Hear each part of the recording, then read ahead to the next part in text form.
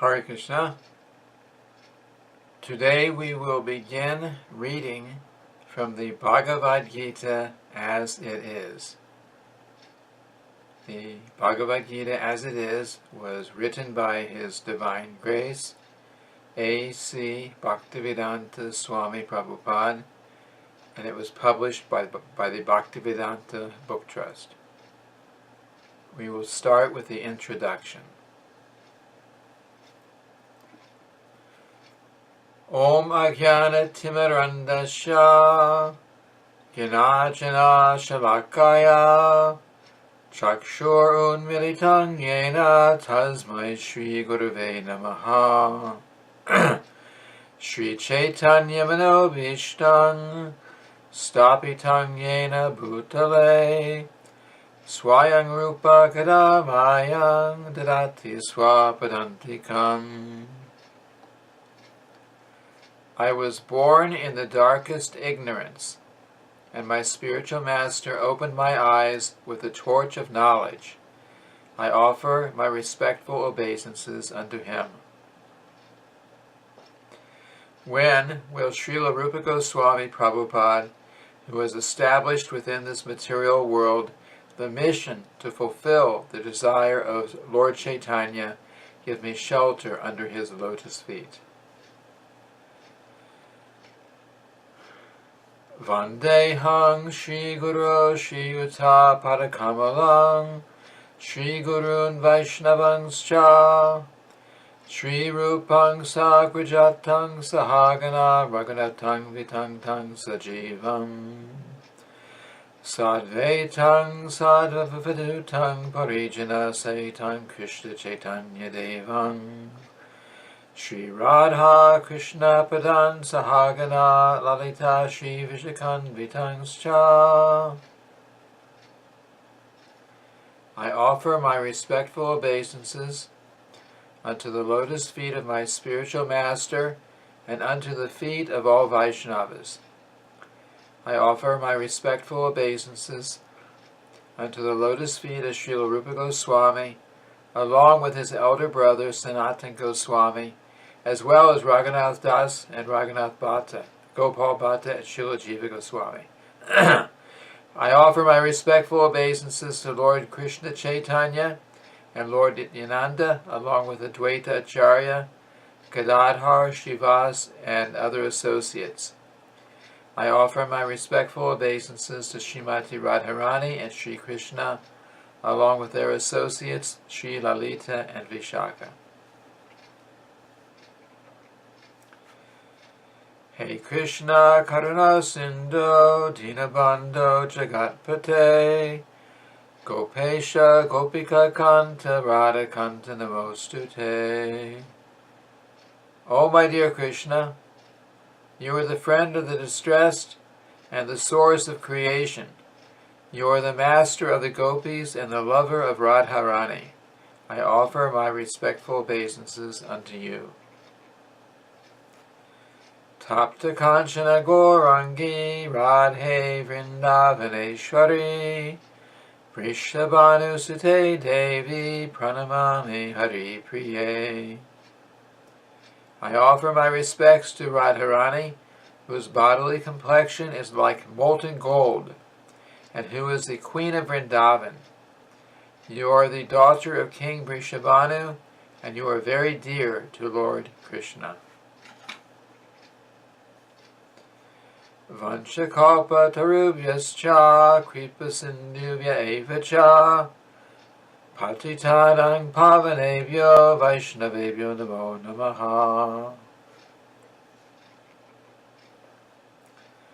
I offer my respectful obeisances unto all the Vaishnava devotees of the Lord. They can fulfill the desires of everyone just like desired trees, and they are full of compassion for the fallen souls. Shri Krishna Chaitanya Prabhu Nityananda Shri Advaita Gadadhar Shivasadi Gaura Bhaktavrinda. I offer my obeisances to Shri Krishna Chaitanya, Prabhu Nityananda, Shri Advaita Gadadhar, Srivas, and all others in the line of devotion. Hare Krishna, Krishna Krishna, Hare Hare, Hare Rama, Rama Rama, Hare Hare. Bhagavad Gita is also known as Gita-upanishad. It is the essence of Vedic knowledge and one of the most important Upanishads in Vedic literature. Of course, there are many commentaries in English on the Bhagavad Gita, and one may question the necessity for another one. This present edition can be explained in the following way. Recently, an American lady asked me to recommend an English translation of Bhagavad Gita. Of course, in America, there are so many editions of Bhagavad Gita available in English.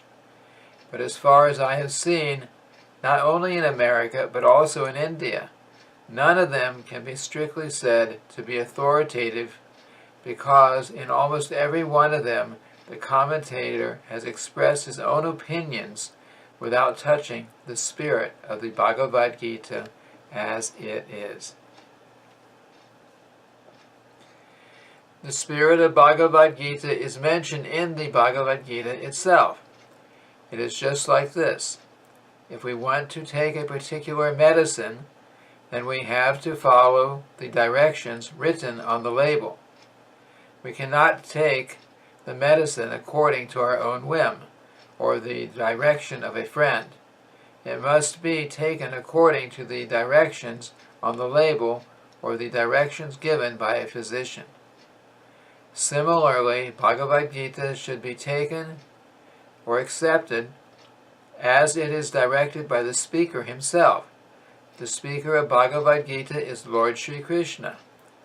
He is mentioned on every page of Bhagavad Gita as the Supreme Personality of Godhead, Bhagavan. Of course, the word Bhagavan sometimes refers to any powerful person or any powerful demigod, and certainly here Bhagavan designates Lord Sri Krishna as a great personality. But at the same time, we should know that Lord Sri Krishna is the Supreme Personality of Godhead, as is confirmed by all great acharyas, spiritual masters, like Sankaracharya, Ramanujacharya, Madhvacharya, Nimbarka Swami, Sri Chaitanya Mahaprabhu, and many other authorities of Vedic knowledge in India. The Lord himself also establishes himself as the Supreme Personality of Godhead in the Bhagavad Gita, and he is accepted as such in the Brahma Samhita and all the Puranas, especially the Srimad Bhagavatam, known as the Bhagavat Purana, Krishna's tu Bhagavan Swayam. Therefore, we should take the Bhagavad Gita as it is directed by the personality of Godhead himself. In the fourth chapter of the Gita, chapter 4, verses 1 to 3, the Lord says, Imang vivasvate yogang proktavam aham avyayam vivaswan manave praha manor ikshwakave pravit evang parampara praptam imang rajarshayo vidu Sakalaneha mahata yogunashta parantapa Saeva yang maya tedya yoga prokta paratana Bhaktosi me sakha cheti Rahasham chetad uttamam. Here, the Lord informs Arjuna that the system of yoga, the Bhagavad Gita, was first spoken to the sun god, and the sun god explained it to Manu, and Manu explained it to Ikshwaku, and in this way, and in that way, by disciplic succession, one speaker after another, this yoga system has been coming down. But in the course of time, it has become lost, Consequently, the Lord has to speak it again, this time to Arjuna on the battlefield of Kurukshetra.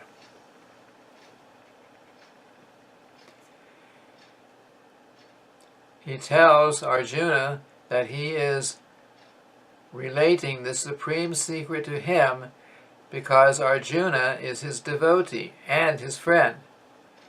The purport of this is that Bhagavad Gita is a treatise which is especially meant for the devotee of the Lord. There are three classes of transcendentalists, namely the Jnani, the Yogi, and the Bhakta, or the impersonalist, the meditator, and the devotee.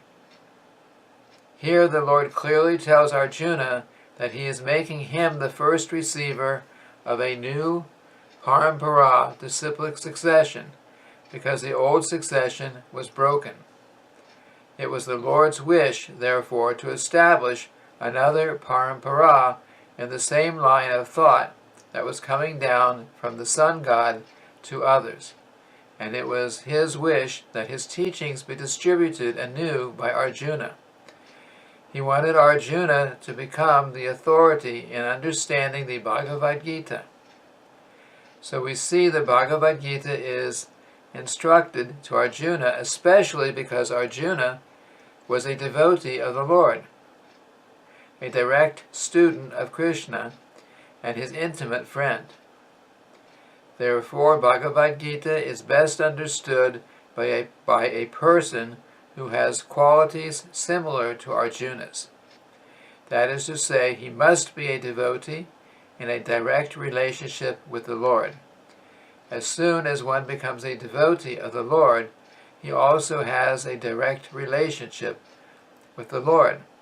That is a very elaborate subject matter, but briefly it can be stated that a devotee is in a relationship with the Supreme Personality of Godhead in one of 5 different ways. 1. One may be a devotee in a passive state. 2. One may be a devotee in an active state. 3.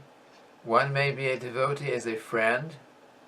4. One may be a devotee as a parent. 5. One may be a devotee as a conjugal lover. Arjuna was in a relationship with the Lord as a friend. Of course, there is a gulf of difference between this friendship and the friendship found in the material world. This is transcendental friendship, which cannot be had by everyone. Of course, everyone has a particular relationship with the Lord, and that relationship is evoked by the perfection of devotional service. But in the present status of our life, not only have we forgotten the Supreme Lord, but we have forgotten our eternal relationship with the Lord. Every living being out of the many, many millions, billions, and trillions of living beings has a particular relationship with the Lord eternally. That is called Swarup.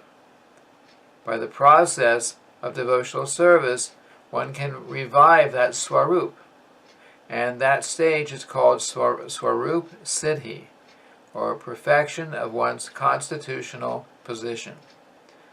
So Arjuna was a devotee, and he was in touch with the Supreme Lord in friendship. Now, Arjuna accepted this Bhagavad Gita.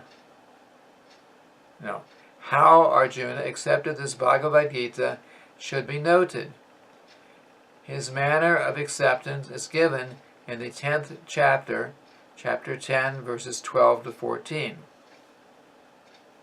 It says there, Arjuna uvacha parang brahma parang dhamma pavitram paramang bhavam purusham shashvatang divyam adi devam ajang vibhum ahustvang vishaya sarve devarishir naradas tata asito devalovhyasa swayam chaiva bravishime. Sarvam etad ritam manye yanmang vadasi Keshava nahi te bhagavan vyaktim vidur teva dhanavaha. Quote, Arjuna said, "You are the Supreme Personality of Godhead, the ultimate abode, the purest, the absolute truth. You are the eternal, transcendental, original person, the unborn, the greatest. All the great sages such as Narada, Asita, Devala, and Vyas confirm this truth about you, and now you yourself are declaring it to me. O Krishna, I totally accept as truth all that you have told me. Neither the demigods nor the demons, O Lord, can understand your personality." End quote. After hearing Bhagavad Gita from the Supreme Personality of Godhead, Arjuna accepted Krishna as Parang Brahma, the Supreme Brahman. Every living being is Brahman, but the Supreme Living Being, or the Supreme Personality of Godhead, is the Supreme Brahman. Parang Dhamma means that he is the supreme rest or abode of everything. Pavitram means that he is pure, untainted by material contamination. Purusham means that he is the supreme enjoyer. Shashvatam, eternal. Divyam, transcendental. Adidevam, the original Supreme Personality of Godhead. Ajam, the unborn. And Vibhum, the greatest. Now one may think that because Krishna was the friend of Arjuna, Arjuna was telling him all this by way of flattery. But Arjuna, just to drive out this kind of doubt from the minds of the readers of Bhagavad Gita, substantiates these praises in the next verse when he says that Krishna is accepted as the Supreme Personality of Godhead not only by himself, but by authorities like Narada, Asita, Devala, and Vyasadeva. These are great personalities who distribute Vedic knowledge as it is accepted by all acharyas. Therefore, Arjuna tells Krishna that he accepts whatever he says to be completely perfect. Sarvam etad ritam manye. I accept everything you say to be true. Arjuna also says that the personality of the Lord is very difficult to understand and that he cannot be known even by the great demigods. This means that the Lord cannot even be known by personalities greater than human beings. So how can a human being understand Lord Shri Krishna without becoming his friend? Therefore, Bhagavad Gita should be taken up in a spirit of devotion. One should not think that he is equal to Krishna, nor should he think that Krishna is an ordinary personality, or even a very great personality. Lord Shri Krishna is the Supreme Personality of Godhead. So according to the statements of Bhagavad Gita, or the statements of Arjuna, the person who is trying to understand the Bhagavad Gita, trying to understand the Bhagavad Gita, we should at least theoretically accept Sri Krishna as the Supreme Personality of Godhead, and with that submissive spirit we can understand the Bhagavad Gita.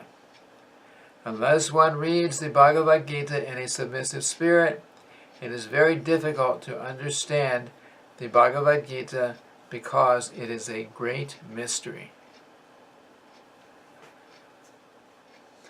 Just what is the Bhagavad Gita? The purpose of Bhagavad Gita is to deliver mankind from the nescience of material existence. Every man is in difficulty in so many ways, as Arjuna also was in difficulty in having to fight the battle of Kurukshetra. Arjuna surrendered unto Sri Krishna, and consequently this Bhagavad Gita was spoken.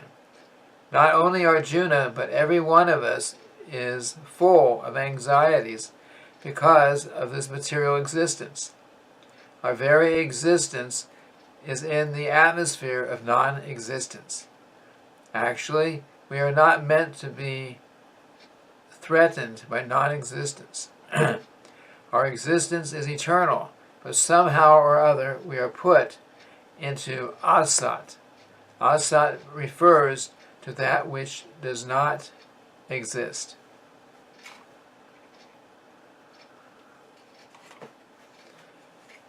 Out of so many human beings who are suffering, there are a few who are actually inquiring about their position, as to what they are, why they are put into this awkward position, and so on. Unless one is awakened to this position of questioning his suffering, unless he realizes that he doesn't want suffering, but rather wants to make a solution to all suffering, then one is not to be considered a perfect human being. Humanity begins when this sort of inquiry is awakened in one's mind. In the Brahma Sutra, this inquiry is called Brahma Jigyasa. Atato Brahma Jigyasa. Every activity of human being is to be considered a failure unless he inquires about the nature of the Absolute. Therefore, those who begin to question why they are suffering, or where they come from, and where they shall go after death, are proper students for understanding the Bhagavad Gita.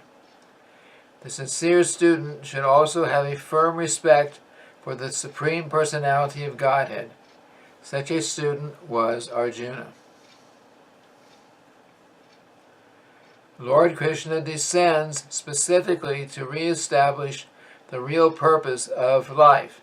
When man forgets that purpose, I'll read that again. Lord Krishna descends specifically to re-establish the real purpose of life when man forgets that purpose. Even then, out of many, many human beings who awaken, there may be one who actually enters this spirit of understanding his position, and for him this Bhagavad Gita is spoken.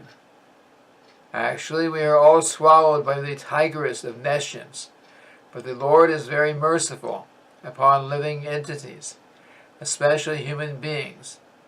To this end he spoke the Bhagavad Gita, making his friend Arjuna his student.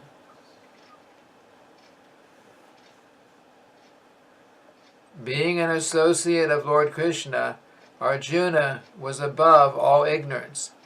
But Arjuna was put into ignorance on the battlefield of Kurukshetra, just to question Lord Krishna about the problems of life, so that the Lord could explain them for the benefit of future generations of human beings, and chalk out the plan of life.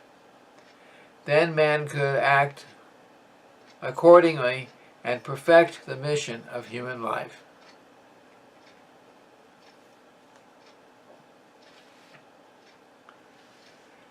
The subject of the Bhagavad Gita entails the comprehension of 5 basic truths. First of all, the science of God is explained, and then the constitutional position of the living entities, jivas. There is Ishvara, which means the controller, and there are jivas, the living entities, which are controlled. If a living entity says that he is not controlled, but that he is free, then he is insane. The living being is controlled in every respect, at least in his conditioned life. So in the Bhagavad Gita, the subject matter deals with the Ishvara, the Supreme Controller, and the jivas, the controlled living entities. Prakriti, material nature, and time, the duration of existence of the whole universe, or the manifestation of material nature, and karma, or activity, are also discussed. The cosmic manifestation is full of different activities. All living entities are engaged in different activities. From the Bhagavad Gita, we must learn that what God is, what the living entities are, what Prakriti is, what the cosmic manifestation is, how it is controlled by time, and what the activities of the living entities are. Out of these 5 basic subject matters in Bhagavad Gita, it is established that the Supreme Godhead, or Krishna, or Brahman, or the Supreme Controller, or Paramatma, you may use whatever name you like, is the greatest of all. The living beings are, in quality, like the Supreme Controller. For instance, the Lord has control over the universal affairs of material nature, as will be explained in the later chapters of Bhagavad Gita. Material nature is not independent. She is acting under the directions of the Supreme Lord.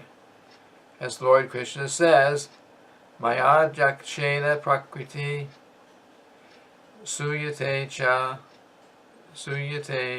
sa charam.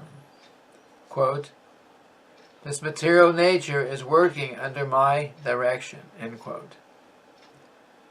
When we see wonderful things happening in the cosmic nature, we should know that behind this cosmic manifestation there is a controller.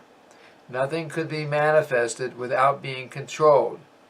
It is childish not to consider the controller. For instance, a child may think that an automobile is quite wonderful to be able to run without a horse or other animal pulling it. But a sane man knows that the nature of the automobile's engineering arrangement. He also knows that behind the machinery there is a man, a driver. Similarly, the Supreme Lord is the driver under whose direction everything is working. Now the jivas, or the living entities, have been accepted by the Lord, as we will note in the later chapters, as his parts and parcels. A particle of gold is also gold. A drop of water from the ocean is also salty. And similarly, we, the living entities, being part and parcel of the Supreme Controller, Ishvara, or Bhagavan, Lord Sri Krishna, have all the qualities of the Supreme Lord in minute quantity, because we are minute Ishwaras, subordinate Ishwaras. We are trying to control nature, as presently we are trying to control space or planets. And this tendency to control is there because it is in Krishna. But although we have a tendency to lord it over material nature, we should know that we are not the Supreme Controller. That is explained in the Bhagavad Gita. What is material nature? This is also explained in the Gita as inferior prakriti, inferior nature. The living entity is explained as the superior prakriti. Prakriti is always under the control. Prakriti is always under control, whether inferior or superior. Prakriti is female, and she is controlled by the Lord, just as the activities of a wife are controlled by her husband. Prakriti is always subordinate, predominated by the Lord, who is the predominator. The living entities and the material nature are both predominated, controlled by the Supreme Lord. According to the Gita, the living entities, although parts and parcels of the Supreme Lord, are to be considered Prakriti. This is clearly mentioned in the 7th chapter of the Bhagavad Gita. Aparayam itas twanyam prakritim vidi me param jiva bhutam. Quote, this material nature is my inferior Prakriti, but beyond this is another Prakriti, Jiva Bhutam, the living entities. End quote.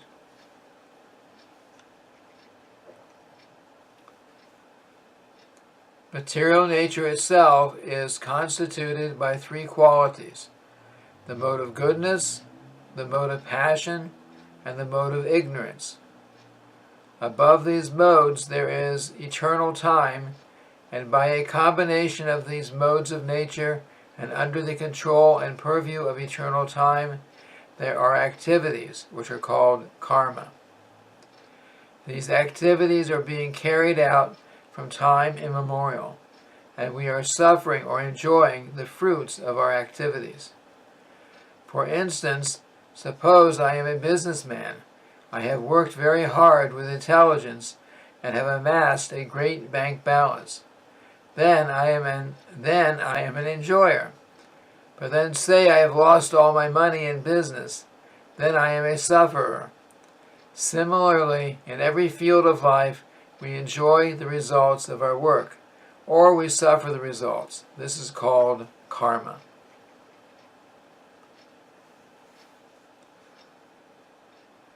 Ishvara, the Supreme Lord, Jiva, the living entity, Prakriti, nature, Kala, eternal time, and Karma, activity, are all explained in the Bhagavad Gita.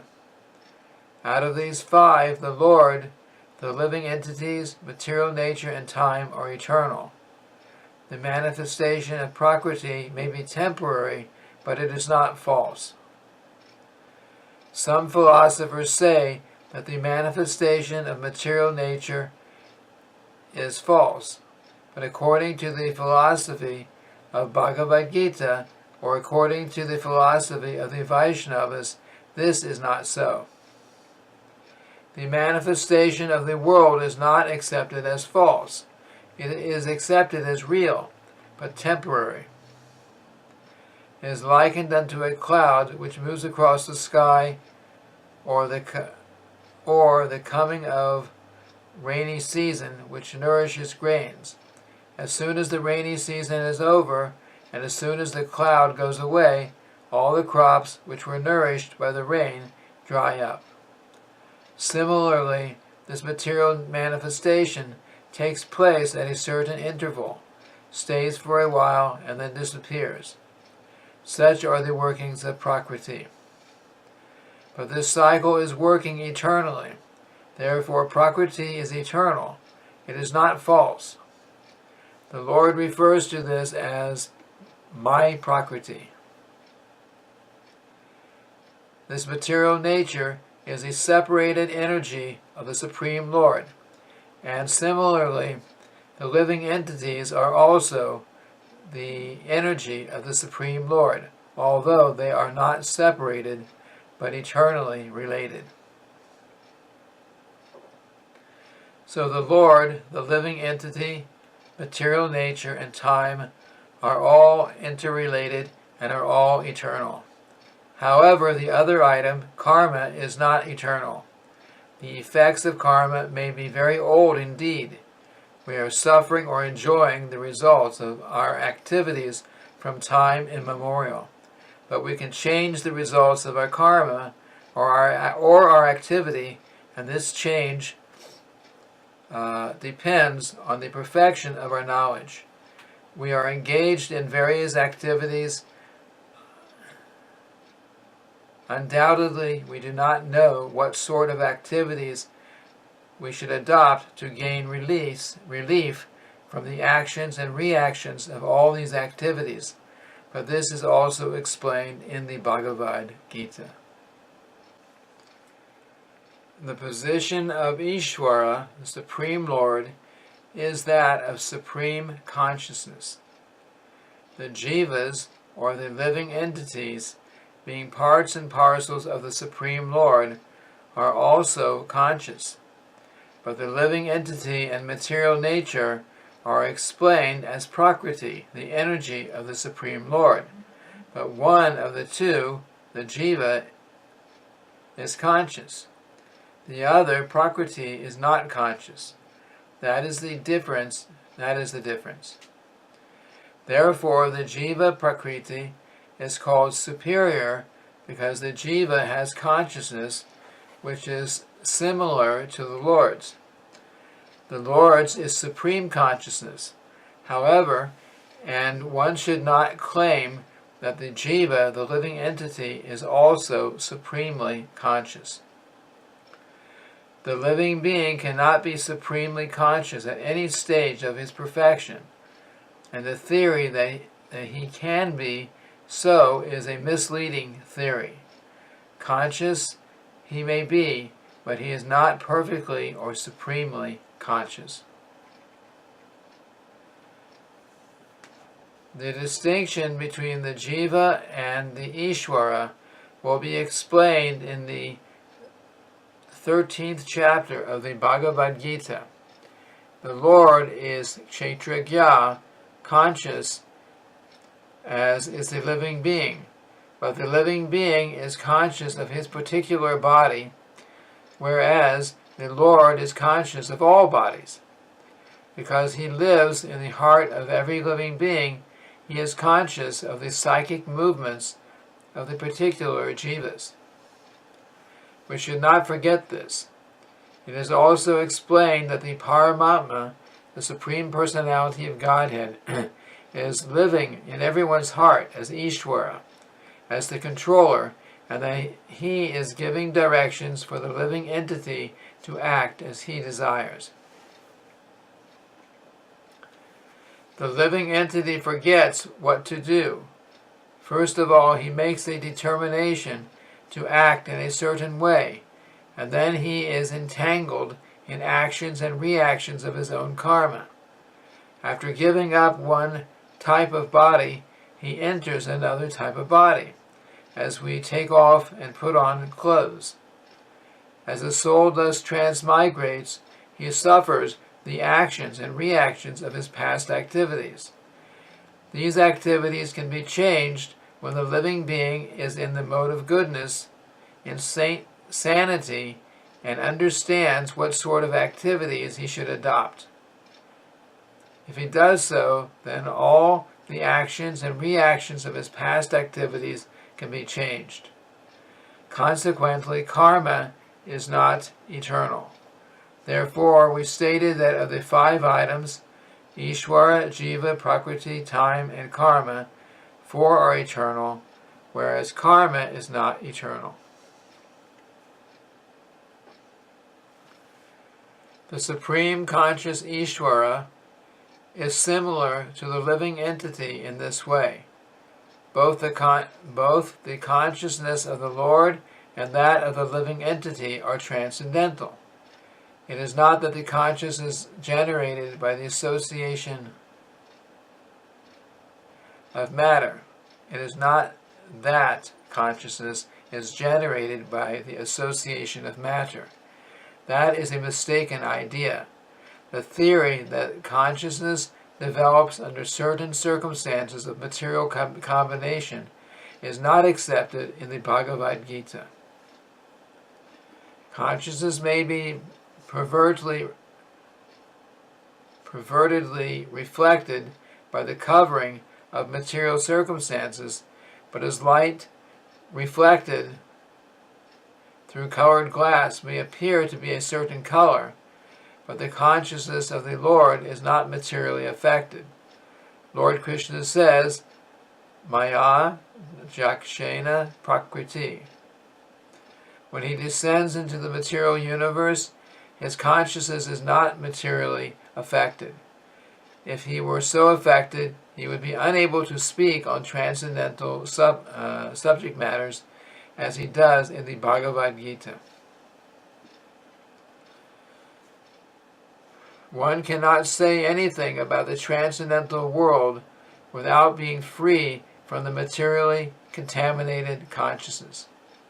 So the Lord is not materially contaminated. Our consciousness at the present moment, however, is materially contaminated. The Bhagavad Gita teaches that we have to purify this materially contaminated consciousness. In pure consciousness, our actions will be dovetailed to the will of the Ishvara, and that will make us happy. It is not that we have to cease all activities. Rather, our activities are to be purified, and the purified activities are called bhakti. Activities in bhakti appear to be like ordinary activities, but they are not contaminated. As an ignorant person may see that a devotee is acting or working like an ordinary man, but such a person with a poor fund of knowledge does not know that the activities of the devotee or of the Lord are not contaminated by impure consciousness or matter. They are transcendental to the three modes of nature. We should know, however, that at this point our consciousness is contaminated.